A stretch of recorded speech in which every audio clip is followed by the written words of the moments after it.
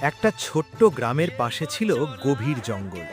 সেই জঙ্গলের ভেতর থাকত হাল্ক, সবুজ রঙের, ভীষণ শক্তিশালী, কিন্তু মনের দিক থেকে একদম নরম।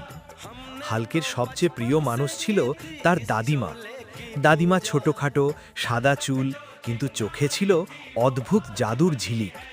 একদিন দাদিমা খুব অসুস্থ হয়ে পড়লেন।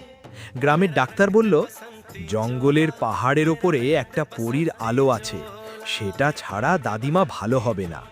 হাল্ক এক মুহূর্তেও দেরি করল না। আমি যাবই। পাহাড়ের চূড়ায় পৌঁছে হাল্ক দেখল এক সুন্দর পরী। ডানা ঝলমল করছে, চারপাশে আলো। কিন্তু পরী বলল, এই আলো পেতে হলে শুধু শক্তি নয়, চাই ভালোবাসা আর ত্যাগ। পরী হাল্ককে একটা পরীক্ষা দিল।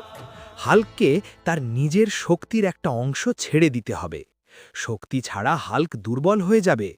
তবু সে এক সেকেন্ড ভাবল না। আমার দাদিমার জীবনই সবচেয়ে দামি, বলেই হাল্ক রাজি হয়ে গেল। পরী হাসল, তুমি পরীক্ষায় পাশ করেছ। পরী দাদিমার জন্য জাদুর আলো দিল, আর হাল্কের শক্তি আরও সুন্দর হয়ে ফিরিয়ে দিল। এবার সেটা ছিল ভালোবাসার শক্তি। হাল্ক দাদিমাকে সুস্থ করে তুলল।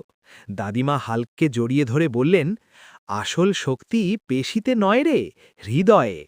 আর সেই দিন থেকে হাল্ক শুধু শক্তিশালী নয়, জঙ্গলের সবচেয়ে দয়ালু নায়ক হয়ে গেল।